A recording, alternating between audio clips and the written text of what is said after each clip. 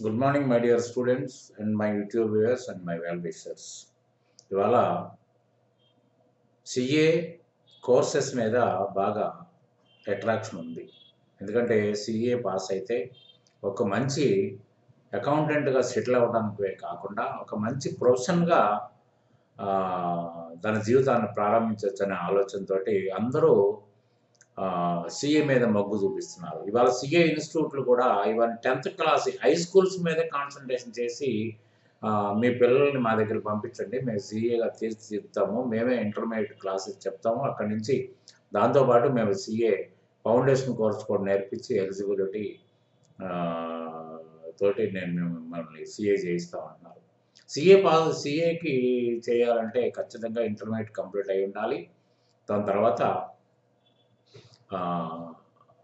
Below 55 గ్రాడ్యుయేషన్లో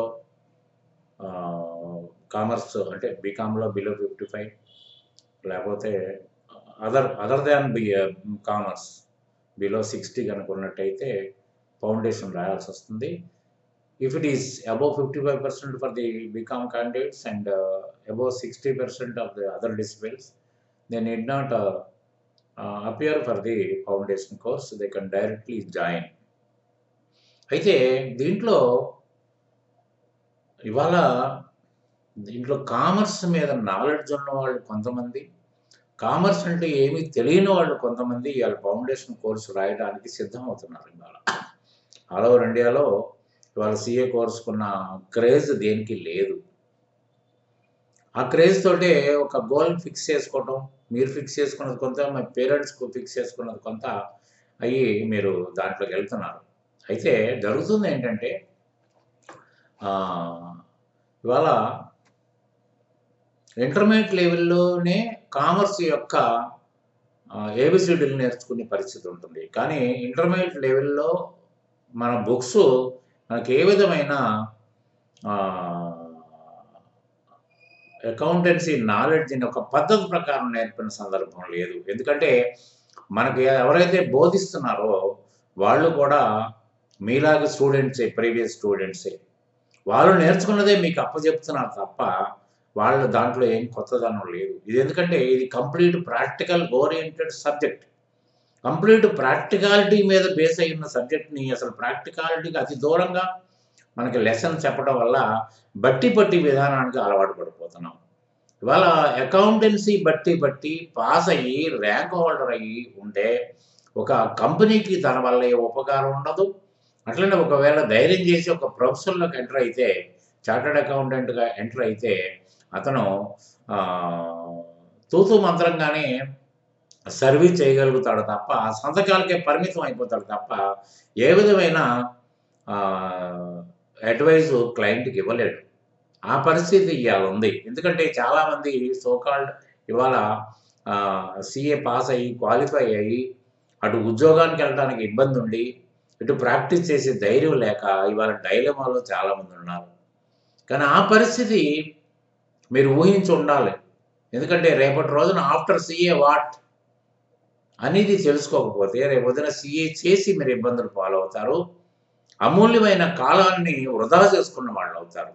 కానీ CA మీద ఉన్న కోరికను చంపుకోమని కాదు నేను చెప్పేది. చదువుకుని పరిస్థితుల్లో ఒక పద్ధతి ప్రకారం బట్టీకి దూరంగా గెట్ బై హార్టింగ్ సిస్టమ్ని అబాలిష్ చేసి బట్టీకి దూరంగా మీరు చదువుకోవాల్సిన పరిస్థితి ఉంది. ఇవాళ మన బుక్స్ చూసినట్టయితే ఎప్పుడో తాతల నాటి రోజుల్లో చదువుకున్న పాఠాలే మనకుంటాయి. ఇవాళ లేటెస్ట్ బుక్స్లో కూడా ఇవాళ ఫౌండేషన్ బుక్స్లో 2016, 17 ఇయర్ మీదే ఉంటుంది తప్ప ఇవాళ లేటెస్ట్గా 19, 20 రాయరు. తర్వాత ఏంటంటే ఏ పద్ధతిని అనుసరించరు. దానికి ఏ విధంగా టెర్మినాలజీ ఇదివరకు ఆ టెర్మినాలజీ గురించి అవగాహన కల్పించకుండానే చెప్పేస్తారు. డివిడెండ్స్ అంటారు, మనకి డిజల్యూషన్ అంటారు, తర్వాత డిప్రిసియేషన్ అంటారు, అమార్టైజేషన్ అంటారు, ఏదేదో చెప్పుకుంటూ పోతూ ఉంటారు. అంటే ఇవన్నీ కూడా ఎలా ఉందంటే ఇవాళ ఆన్లైన్లో పాఠాలు విన్నా, ఇవాళ క్లాస్ రూమ్లో పాఠం విన్నా కూడా ఆ స్పీడే I think you catch it అనే వర్డ్ అడుగడుగునా మనకు వినిపిస్తూ ఉంటుంది. ఏం క్యాచ్ చేసినట్టు? తర్వాత మీరు క్వెషన్ కనుక వేస్తే that is not important. You may not get in the examination, please SIT down, don't disturb the class. అంటే ఎగ్జామినేషన్ కోసమే మనం కోర్స్ చదువుతున్నామా? మరి ఎగ్జామినేషన్ కోసమే చదివితే వాట్ ఆఫ్టర్ ఎగ్జామినేషన్? అంటే మీ భవిష్యత్తు యొక్క మార్గాన్ని అన్వేషించడం కోసం మీరు చదువులు చదువుతున్నారా? లేకపోతే మీరు ఎగ్జామినేషన్ పాస్ అయితే సరిపోద్ది, మన ఇంటికే ఉద్యోగం వస్తుంది అనుకుంటారా? లేకపోతే మీరు ఉద్యోగానికి ఏ ఇంటర్వ్యూకి వెళ్ళినా సెలెక్ట్ అయిపోతారనే ధీమాలో ఉన్నారా? ఈ 2 నిజం కాదు. ఎందుకంటే జీవితం గురించి ఆలోచించలేని ఏ విద్యార్థి కూడా ముందుకెళ్ళలేడు. ఎందుకంటే మీరు 10th క్లాస్ వరకు మెచ్యూరిటీ రాని స్టూడెంట్సు, ఏ రెస్పాన్సిబిలిటీ మీకు లేదు కాబట్టి ఏదో చదువుకుంటా పోతున్నారు అయిపోతుంది. కానీ ఇంటర్మీడియట్ లెవెల్‌లో నెమ్మదిగా మెచ్యూరిటీ స్టార్ట్ అయింది. డిగ్రీ లెవెల్‌కి వచ్చేటప్పటికి మీరేంటో మీకు పూర్తిగా అర్థమైపోయింది. మంచేంటో, చెడేంటో ఆలోచించగలిగిన శక్తి మీకుంది. కానీ అది మీరు ఉపయోగించుకోవట్లేదు. కాలక్షేపం చేసేస్తున్నారు. ఎలా బీకామ్ తర్వాత పోస్ట్ గ్రాడ్యుయేషన్‌కి వెళ్తున్నారు. కనీసం ఒక్క క్షణం పోస్ట్ గ్రాడ్యుయేషన్‌కి అప్లికేషన్ నింపే ముందు నేను బీకామ్‌లో ఏం నేర్చుకున్నాను? మరి దీనికంటే నాకు అడ్వాన్స్‌గా వెళ్ళాల్సిన అవసరం ఉందా? నా జీవిత మార్గాన్ని అన్వేషించుకోవడానికి అడ్వాన్స్‌గా వెళ్ళాల్సిన అవసరం ఉందా? లేదా? అనేది ఏ ఒక్కరు క్వెషన్ వేసుకోరు. ఎంటర్ అయిపోవడమే. నలుగురితో పాటు మా ఫ్రెండ్ చదువుతున్నాడు, నేను చదవాలి అంతే. మరి what after post graduation? Post graduation తర్వాత అయినా మిమ్మల్ని ఎవరైనా పిలిచి ఉద్యోగం ఇస్తున్నారో అది ఇవ్వట్లేదు. ఎందుకంటే అసలు ఒక పద్ధతి పాడు ఏమీ లేదు. క్రానలాజికల్ ఆర్డర్ అంటారు. క్రానలాజికల్ ఆర్డర్‌లో మన చదువుల్లోనే ఉండదు, మన బుక్స్‌లోనే ఉండదు. అసెట్ లయబిలిటీ గురించి ఇప్పుడు సీఏ ఫౌండేషన్‌లో అసెట్స్ లయబిలిటీస్ గురించి ముందు ప్రస్తావన తీసుకొస్తారు. అసలు అసెట్ అంటే ఏంటో తెలియని వ్యక్తి, లయబిలిటీ అంటే ఏంటి తెలియని వ్యక్తికి దాన్ని బట్టి పట్టక వేరే విధానం ఏమీ లేదు. తర్వాత టూకి బైకి మీనింగ్ లేదు, కానీ వాడాలి. అంటే మీనింగ్ లేని దానికి వాడడం ఎందుకు? మరి ఆయన 1494లో లోకా పాసియోలో ఆయన ఇంట్రొడ్యూస్ చేసిన డబుల్ ఎంట్రీ సిస్టమ్ గురించి పూర్తిగా అవగతమయ్యేటట్టు మనకు చెప్పిన మనిషి ఈ టూని బైని కూడా ఏదో నోటికొచ్చినట్టల్లా 2 పదాలు అక్కడ పడేసి ఉంటాడా? అదే జరుగుండొచ్చా? మరి అదే జరుగుంటే మీరు దాన్ని ఎందుకు ఫాలో కావాలి? మీరేదైనా కొత్త ఇన్వెన్షన్ చేసుకోవచ్చు కదా! అంటే ఒక ఒక ఒక వ్యక్తి మనకు చెప్పినంత మాత్రాన దానికి మనకి ఏ విధమైన ఉపయోగం లేదని మీకు తెలిసినప్పుడు దాన్ని ఎందుకు ఉపయోగించుకుంటూ వేలాడాలి? దాని కొరకు మీరు ఎంతో ఇన్వెన్షన్స్ జరుగుతున్నాయి. మరి ఇది ఎందుకు ఇన్వెంట్ చేయలేదు? టూకి బైకి అర్థమే లేదంటారు. డెబిట్, క్రెడిట్ కూడా అర్థాలు చెప్పరు. ఎందుకంటే ఇటాలియన్ టెర్మినాలజీలో డెబిరే క్రెడిట్ అని ఉంది. అంటే మీనింగ్‌లెస్‌గా ఉండదు. అది మీనింగే ఉంటుంది దానికి. దానికి మనం డెబిట్, క్రెడిట్ అని వాడుతున్నాం. ఎందుకంటే ఇవాళ డెబిట్, క్రెడిట్ ఆ 2 వర్డ్స్ మీదే మనకు కన్‌ఫ్యూజన్ ఉంది. ఇవాళ సీఏ ఫైనల్ అయినోళ్ళు కూడా, క్వాలిఫైడ్ అయినోళ్ళు కూడా నేను చాలామందిని చూసాను. నా అనుభవం అది. ఇవాళ కొన్ని ఎంట్రీస్‌ని పాస్ చేయలేని స్టేజ్‌లో ఉంది. Is not in a position to identify what is debit and what is credit. అసలు డెబిట్, క్రెడిట్ అనే 2 పదాలకి అర్థాలేంటి? వాళ్ళ అర్థాలు చెప్పలేదు. There is no true translation in English for the debit and credit. మరి అర్థాలు చెప్పకపోతే మనం అర్థాలు వెతుక్కోలేమా? కనీసం మీరు ఎంట్రీ పాస్ చేస్తా ఉంటే డెబిట్, క్రెడిట్ ఇలా అయ్యుండొచ్చు అని ఒక లేమేన్ పాలసీలో ఎందుకు ఆలోచించలేరు? మీరు ఆలోచించకపోతే పర్వాలేదు. మీ లెక్చరర్ ఎందుకు చెప్పట్లేదు ఆ విషయం? రైటర్ ఎందుకు చెప్పట్లేదు? Left hand side debit and right hand side credit. అది ఎక్కడ కుదురుద్ది? అది ఒక అకౌంటింగ్‌లో కుదురుతుంది. టీ షేప్ అకౌంట్‌లో లెఫ్ట్ హ్యాండ్, రైట్ హ్యాండ్ అని ఉంటుంది. కానీ ముందే మీకు చెప్పేది డెబిట్, క్రెడిట్ గురించి చెప్పేటప్పుడు ఏం చెప్తారు? Left hand side, right hand. Left hand side, right hand side ఒక జనరలైజేషన్‌లో ఉంటుందా? ఉండదుగా. మరి దాన్ని అంటే ఒక డెబిట్ లెఫ్ట్ హ్యాండ్ రైట్ చేసినంత మాత్రాన అది డెబిట్ అయిపోద్దా? రైట్ హ్యాండ్ సైడ్ వేసినంత మాత్రం డెబిట్ అయిపోద్దా? కాదు, ఇంపాసిబుల్ అది. తర్వాత first entry debit, second entry credit. డెబిట్‌కి సఫిక్స్ డిఆర్ అని రాస్తారు. కొంతమంది డెటార్ అంటారు, కొంతమంది డెబిట్ అంటారు. డిఆర్ అనేది అబ్రివియేషన్. అది మీకు క్లియర్‌గా అర్థమవుతానే ఉంది. ఒక సీఏ ఇవాళ ఆయన యూట్యూబ్ వ్యూస్ చూస్తా ఉంటే విపరీతంగా ఉంటాయి. డిఆర్ అనే దానికి ఎక్కడా కూడా అబ్రివియేషన్‌కి పలకడానికి అవకాశం లేదు. ఇలాగే క్వెషన్ వేస్తే ఆయన మొన్న ఆన్సర్ చేశాడు, చూసాను నేను. లేదు, కానీ ఇటాలియన్ దాంట్లో డెబెరే క్రెడియర్ అని ఉంది. అక్కడ ఆర్‌ని ఇక్కడ డి తీసుకున్నాడు, డిఆర్ అని రాశాడు. నవ్వొచ్చింది నాకు. మరి మీరు క్లాసులు చెప్పి వ్యూస్ వచ్చి గూగుల్ యాడ్స్లో డబ్బులు ఇస్తే సరిపోద్దా? అంటే స్టూడెంట్కి ఏం మెసేజ్ ఇవ్వబోతున్నారు మీరు? అట్లనే మరి మరి డిఆర్ అని రాశారు. తర్వాత మరి క్రెడిట్ చేయాల్సింది బహుశా 2 పెట్టారు, ప్రిఫిక్స్ పెట్టారు. మరి ఎందుకు సిఆర్ అని రాయకూడదు? డిఆర్ అని రాసినప్పుడు సిఆర్ అని ఎందుకు రాయకూడదు అంటే, సిఆర్ అని రాస్తే మీకు కళ్ళకి టెన్షన్ పడతారంట. టెన్షన్ ఫీల్ అవుతారు. ఎందుకంటే 2 ఒకటే వరుసలో ఉన్నాయి. DR, CR. అంటే ఒకటే వరుసలో ఉంటే మీరు స్ట్రెయిన్ ఫీల్ అవుతారు కాబట్టి, దాని బదులు 2 అంటే 2 అనేది మీనింగ్ లెస్సా? ఎవరు చెప్పట్లేదు. 2 అనే దానికి ఒక మీనింగ్‌గా చెప్పట్లేదు. లెడ్జర్‌లోకి వచ్చేటప్పటికి లెఫ్ట్ సైడ్ నేను 2తో పెట్టండి. అది బైకి. 2కు బైకి మీనింగ్ లేదు కానీ పెట్టాలి. ఇదేం చదువులు? తర్వాత గూడ్స్ పర్చేజ్‌కి అసెట్ అని రాసుకోవచ్చు అంటారు. ఎందుకంటే అది ఫ్లోటింగ్ ఉంది కాబట్టి. ఎట్లా? Incoming, out going. తర్వాత ఏంటంటే మీరు పర్చేజ్ అనే రాయాలి. పర్చేజ్ అనే పదానికి అర్థం వేరుంది. పర్చేజ్ అంటే which is meant for sale are for consumption in the process of manufacturing or for consumption in the process of execution of contract work. మీరు కాంట్రాక్ట్ వర్క్ చేసే సిమెంట్, బ్రిక్, శాండ్ అవన్నీ కొంటారు. దాంట్లో execute చేయడానికి మీరు consume చేయడానికి, మీ వర్క్‌లో consume చేయడానికి ఆ మెటీరియల్. అట్లానే రా మెటీరియల్ కొంటే మీరు మ్యానుఫ్యాక్చరింగ్ ప్రాసెస్‌లో కన్జ్యూమ్ చేయడానికి. తర్వాత గూడ్స్ ట్రేడింగ్ అకౌంట్‌లో అయితే అదే కొని అదే అమ్ముతారు. అది పర్చేజ్ అనే మీనింగ్. పర్చేజ్ అనేది రాయాలి కానీ ఇది రియల్ అకౌంట్. అంటే ఎక్కడన్నా అర్థం పర్థం ఉందా?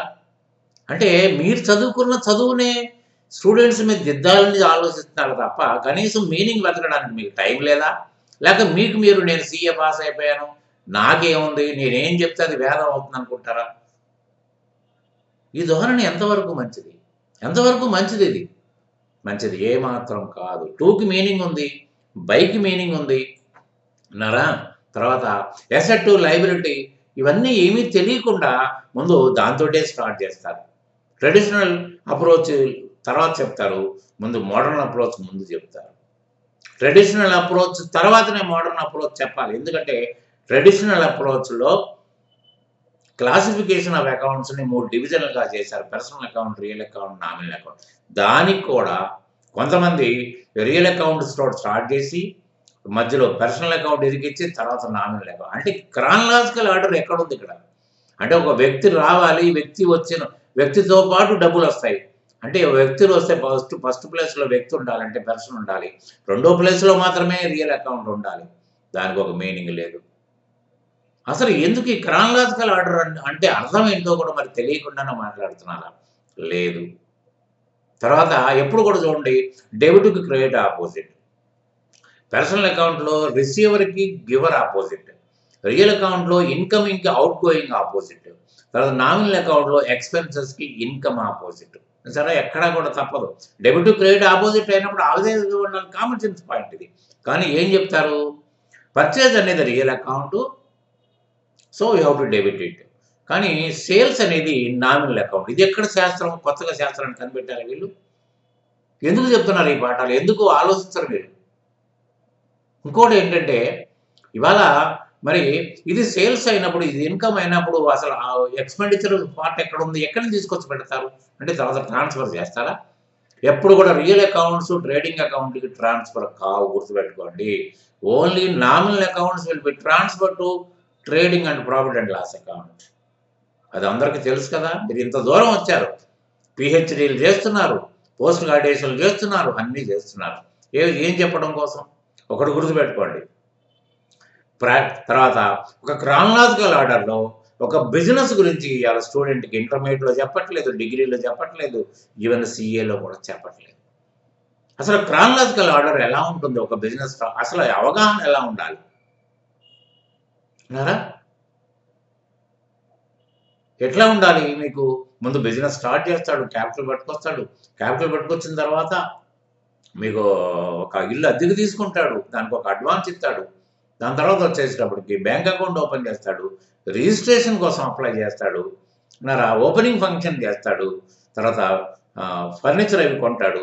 తర్వాత స్టాక్స్ కొంటాడు. ట్రాన్స్‌పోర్టేషన్ ఇవన్నీ ఉంటాయి. అంతేకాకుండా టకటక ఏసేసుకుంటా పోవటమే. కమర్షియల్ బిజినెస్ కోట్ల మీద వ్యాపారం. ఎందుకు అవసరమా మీకు? కోట్ల మీద ఫిగర్‌లు ఎందుకెయ్యాలి?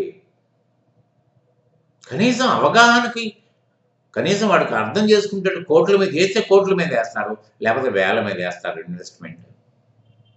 ఉన్నారా? తర్వాత ఇంకొక గమ్మత్తు ఏంటంటే ఎక్కడ స్కిప్ అయిపోతున్నారంటే ఇవాళ కాంట్రవర్సీస్ ఫైనాన్షియల్ అకౌంట్ ట్రెడిషనల్ అప్రోచ్లో controversies are there, so many controversies are there. ఇవాళ బ్యాంక్ అకౌంట్ని తీసుకొచ్చి పర్సనల్ అకౌంట్ అని ట్రెడిషనల్లో చెప్తారు, తర్వాత ఎసెట్ అకౌంట్ అని మోడర్న్ క్లాసిఫికేషన్లో చెప్తారు. ఎవరు చెప్పారు ఈ మాట? అంటే అక్కడ ఒక రకం ఇక్కడ ఒక రకం ఉంటుందా? ఉండదు కదా. అంటే ఎప్పుడైతే ట్రెడిషనల్ క్లాసిఫికేషన్ని ఎక్స్టెన్షన్ చేశారు తప్ప modern classification is not a different one. కొత్తగా వాళ్ళు ఏం చేయలేదు. That is extended the traditional classification. ఎట్లా ఎక్స్టెండెడ్ చేశారంటే personal account is extended to capital and liabilities. Capital అంటే introduced by owner, that is a person, and liabilities for the goods supplied for the finance arranged or for the services rendered. అంటే ఒక వ్యక్తులే కదా అవన్నీ చేసేది. So we're liable to the persons. కాబట్టి ఏంటంటే personal account is extended to capital and liabilities. తర్వాత real account ఏమి చేంజ్ చేయలేదు, ఎసెట్సే. మనకి మామూలుగా మీనింగ్ కూడా మనకు ట్రెడిషనల్ క్లాసిఫికేషన్లో real accounts relates to the assets of the business అంటాం, అది అయిపోయింది. తర్వాత నామినల్ అకౌంట్కి వచ్చేటప్పటికి మీకు ఎక్స్పెన్సెస్ని ఒక ఇది ఇన్కమ్ని ఒక విధంగా చేశారు. అంటే మొత్తం టోటల్గా 5 చేశారు. కానీ 5లో ఏమైంది? Extended the classification, historical traditional classification, but not a new classification. అది తెలీదు. అంటే జనరల్ ఎంట్రీ చెప్తారు, ఓ దానికేమో it is because it is increasing you debit it, because is giving you credit. ఇదేంటిది అంటే ట్రెడిషనల్ అప్రోచ్లో ఒక రూలు, దాంట్లో మోడర్న్ అప్రోచ్లో ఒక రూలు. దాని తర్వాత వచ్చేటప్పటికి మీకు ఇంకేమవుతుంది, మీకు డిపాజిటెడ్ ఇన్ బ్యాంక్ అంటారు. అంటే banker is the receiver. Receiver అంటే ఎవడు రిసీవర్? రిసీవర్ అనే పదానికి అర్థం ఏంటి? ఒకటి తెలుసుకోండి మీరు అందరూ కూడా. మీరన్నప్పుడు తెలుసుకోండి. మీరు బీకామ్ పాస్ అయి ఉండొచ్చు, తర్వాత ఇంటర్మీడియట్ పాస్ అయి ఉండొచ్చు, అసలు ఏమి కామర్స్తో టచ్ లేని అయి ఉండొచ్చు. ఇది పూర్తిగా అర్థం చేసుకోవాల్సిన విషయం మీరుది. రిసీవర్ అంటే ఎవరంటే ఆల్రెడీ మనకి ఏదన్నా వస్తు రూపంలో కానీ, డబ్బు రూపంలో కానీ, సర్వీస్ రూపంలో కానీ మనకి ఇచ్చినట్టయితే మన దగ్గర నుంచి మళ్ళీ తిరిగి అతనికి రావాల్సిన ఇదిని తీసుకున్నప్పుడు ఈ will be called as a receiver. Is receiving from us. రెండోది ఏంటి, మీకు ఎవరికన్నా అడ్వాన్స్ ఇస్తారు, that the person is a receiver. Because ఇదేమో మనకున్న బాధ్యతను తగ్గించుకోవడానికి రిసీవర్ అయ్యాడు. తర్వాత ఏమో ఇది మనకి మళ్ళీ తిరిగి వస్తుంది మన సర్వీస్కో లేకపోతే గూడ్స్కో. అంటే advance given for service, advance given for goods అంటే మనకు అది అడ్జస్ట్ అయిపోద్ది. అతను రిసీవర్ అవుతాడు. లోన్ ఇస్తాం, అతను రిసీవర్ అవుతాడు. Advances to sub contractor, advances staff receiver అవుతాడు. కానీ బ్యాంకర్ ఎందుకు రిసీవర్ అవుతాడు? బ్యాంకర్ రిసీవర్ కానే కాడు. ఎందుకంటే మోడర్న్ క్లాసిఫికేషన్లో క్లియర్గా చెప్పారు. బ్యాంక్ ఈజ్ అన్ అసెట్ అని. అసెట్ అంటే అర్థం ఏంటి? ఇప్పుడు మనం క్యాష్ తీసుకొచ్చుకున్నామండి, క్యాష్ తీసుకొచ్చిన మొత్తం క్యాష్ మన దగ్గర పెట్టుకోడు. సేఫ్ సైడ్ కోసం కానీ, ఇన్కమ్ ట్యాక్స్ ప్రావిజన్స్ ఆనర్ చేయడం కోసం కానీ, we will keep something in the bank box. Feel we have 2 boxes. One is the cash box with the cashier in the office, and the other one is bank box which is in the bank. అంటే మనం ఏం చేస్తాం, చెక్కులు వచ్చిన బ్యాంకులో వేస్తాం, బ్యాంకులో జమ చేసి మన దగ్గర డబ్బులు ఉంచుతారు. అట్లనే క్యాష్ తీసుకొచ్చి ఇక్కడ మన దగ్గర ఉన్న క్యాష్ తీసుకెళ్ళి ఎక్కడ వేస్తాం. అప్పుడు ఏమవుతుంది మనకి అంటే మన దగ్గర what is the cash position అంటే మొత్తం both the bank balance and the cash balance is to be added. మన దగ్గర 3 లక్షలు ఉండాలి. 3 లక్షలు ఎక్కడ ఉన్నాయి? 2.5 లక్షలు నా దగ్గర ఉంది, ఒక 50,000 బ్యాంకులో ఉంది. అంటే మొత్తం టోటల్గా లిక్విడేషన్కి ఈజీగా ఉండేది ఇది. దాన్ని తీసుకొచ్చి రిసీవర్ అంటారు, గివర్ అంటారు. గివర్ ఎప్పుడవుతాడు? వాడి డబ్బులు మనకి ఇచ్చినప్పుడు గివర్ అవుతాడు. ఇప్పుడు చూడండి, గివరు మనకి ఏమవుతాడు? గూడ్స్ మనకి ఇస్తే గివర్ అయ్యాడు ఉన్నారా. తర్వాత సర్వీస్ మనకి ఇస్తే గివర్ అయ్యాడు. ఫైనాన్స్ మనకి ఇస్తే గివర్ అయ్యాడు. అట్లనే తర్వాత ఇన్వెస్ట్మెంట్, ఓనర్ ఇన్వెస్ట్మెంట్ చేసినప్పుడు ఆర్గనైజేషన్కి గివర్ అయ్యాడు. ఆ పదాలను తీసుకొచ్చి మీ ఇష్టం వచ్చినట్టు మాట్లాడేసుకుంటే గివర్ అనే పదం ఎప్పుడు if it is a bank loan he will be treated as a giver. కానీ ఆల్వేస్ మీరు bank account is a real account. దానికి అర్థం ఎట్లా ఉంది? రియల్ అకౌంట్‌లో రూల్ ఏంటి? ఇక్కడ క్యాష్ డిపాజిట్ చేస్తాం. Cash is a real account and bank is also a real account according to me. దానికేంటంటే రూల్ ఏంటి? Debit what comes in, credit what goes out. ఇక్కడ పరిస్థితి ఏంటి మీకు? What what is going out అనేది ఇక్కడ క్లియర్‌గా ఉంది. ప్రాబ్లమ్ లేదు. కానీ వాట్ ఈస్ కమింగ్ ఇన్ అంటే ఏమవుతుంది? ఏం రావట్లేదు కదా! అందుకని దాన్ని టక్కన తీసుకుని వెళ్ళి because is receiving, the banker is receiving hence is debited. ఇంకో పెద్ద మనిషి ఒక సీఏ ఆయన కూడా పాఠాలు చెప్తాడు ఆన్లైన్‌లో. ఆయన ఏంటంటే బ్యాంకు మనం అప్పిచ్చినట్టు అన్న. ఇది వీళ్ళు చెప్పే ధోరణి. అంటే మీరు చదువుకున్న చదివే ఇప్పుడున్న భవిష్యత్తులో మళ్ళీ సీఏ కావాలన్న విద్యార్థుల మీద రుద్దటానికా మీరు చెప్పే పాఠాలు? అంతేనా మీరు చెప్పేది? దానికి ఒక అర్థం వెతుక్కోవడానికి అవసరం మీకు ఎవరికీ లేదు. మీరు అడగడానికి అలవాటు మీరు పట్టలేదు. వాళ్ళు చెప్పాల్సిన అవసరం వాళ్ళకి లేదని అనుకుంటున్నారు. మీరు అడగట్లేదు కదా! వాళ్ళంతా మాకేం అవసరం, వాళ్ళు అడగనప్పుడు మేమేం చెప్తాం? మనం చెప్పింది ప్రతీదీ వాళ్ళకి మనసుకి ఎక్కిపోతుంది. ఎక్కిపోవట్లే, ప్రతీదీ రివిజన్ చేస్తున్నారు. ఒక్కొక్కళ్ళు 17 గంటలు, 18 గంటలు మేము చదువుతున్నాం అంటున్నారు. అవసరమా ఇంత చదువు? 17 గంటలు, 18 గంటలు చదివి ఏం చేస్తారు మీరు? ఏమీ చేయలేరు. ఒక్కసారి అర్థవంతమైన చదువుతారు. మీనింగ్‌ఫుల్ స్టడీ చేయండి. You need not go for revision even. ఎగ్జామినేషన్‌కి వెళ్ళేటప్పుడు కూడా రివిజన్ చేయక్కర్లేదు. అది నా అనుభవం, నేను చదివాను అట్లా. అన్నారా? కాబట్టి ఏంటంటే దేనికి మీనింగ్ లేకుండా చేసుకున్నారు. ఆఖరికి సునాయాసంగా ఈ అకౌంట్స్ అనే విధంగా నేర్చుకోవడానికి ఉన్నది అన్ని దానికి లేకుండా పోయారు. అంటే వాళ్ళ సులువు కోసం బ్యాంకర్‌ని డెటార్న్ చేశారు. అన్నారా? తర్వాత మీకు రెంటల్ అడ్వాన్స్ ఇది rental advance, real account, cash real account. What is coming in ఏమవుతుంది మనకి? మన డబ్బులే పోతున్నాయి. బ్యాంక్ పోయినట్టు ఇది కూడా. దానికి కూడా రెంటల్ అడ్వాన్స్‌ని మనకి that is an asset, it is hence it is increasing. అంటే ట్రెడిషనల్, మోడర్న్ అప్రోచ్ 2 క్లబ్ చేసి ఇంక్రీజ్ పాస్ చేసేసి నమస్తే. So today I successfully completed my first chapter అంటున్నారు. ఏంటి సక్సెస్ఫుల్? ఎవరికి సక్సెస్ఫుల్? ఆయన క్లాస్ చెప్తే ఆయనకి జీతం వస్తుంది. ఆయన క్లాస్ వింటే మీకేం వస్తుందని మీరు ఎప్పుడన్నా క్వశ్చన్ వేసుకున్నారా? కాబట్టి ఇవన్నీ నేను చెప్పేది ఏంటంటే ఇది ఆక్షేపించడానికి కోసం కాదు. ఇప్పటికైనా కళ్ళు తెరవండి. ఏది మంచి, ఏది చెడు అనేది చూసుకోండి. రేపొద్దున మనం ఇది చదువుకున్న తర్వాత సీఏ పాస్ అయిన తర్వాత ఏం చేయగలుగుతాము? ఇలా సీఏ పాస్ అయిన వాళ్ళందరూ అనుభవం కనీసం మీ ఫ్రెండ్స్ ఎవరో ఒకరు ఉంటారు కదా! అరే బాబు నువ్వు సీఏ పాస్ అయ్యావు కదా! నీ లైఫ్ ఎట్లా ఉందని అడగండి. మీకు నీరసం వచ్చినట్టు మాటలు చెప్తున్నారు. అలా అని బెదిరిపోమని అంటలేదు.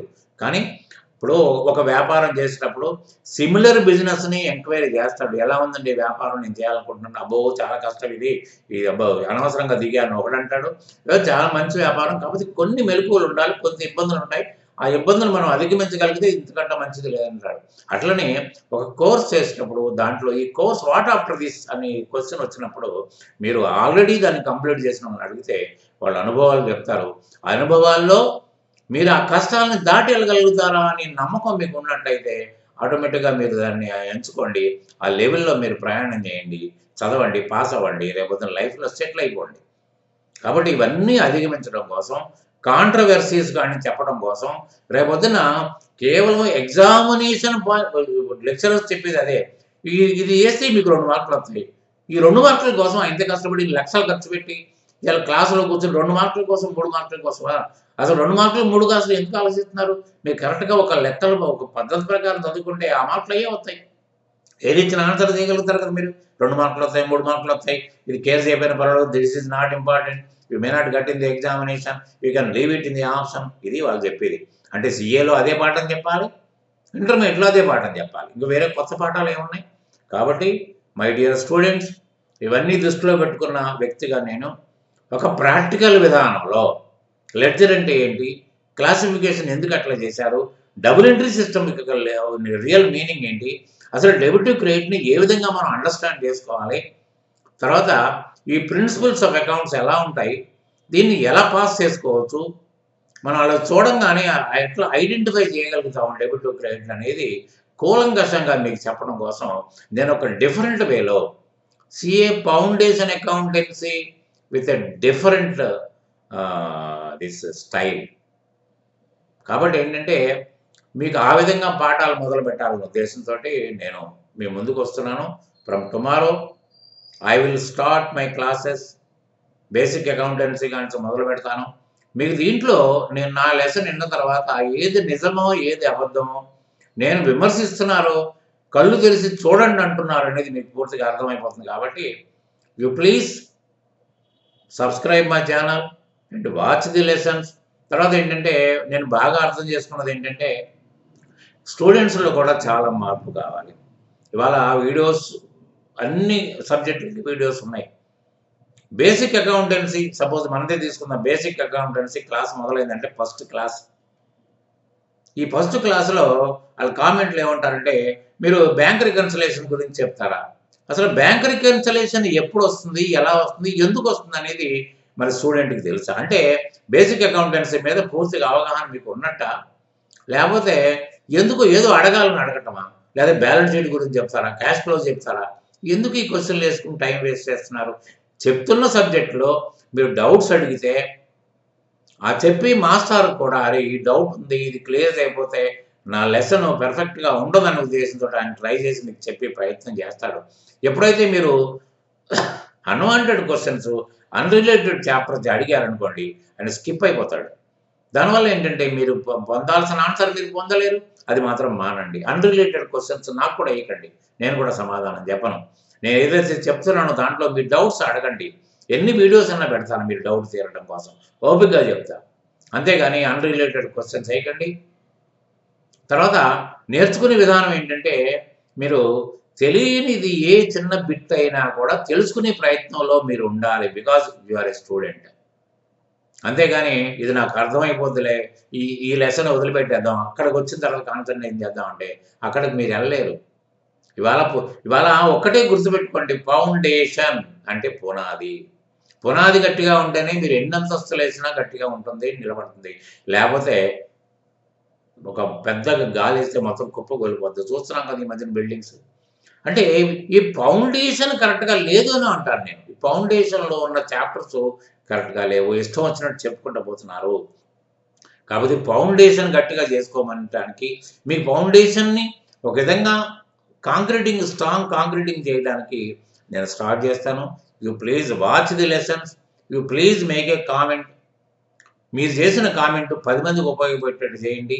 ఖచ్చితంగా నేను మీకు ఉపయోగపడతాను, మీరు నాకు సహకరించండి అన్న ఉద్దేశంతో tomorrow I will start CA foundation accountancy from the beginning.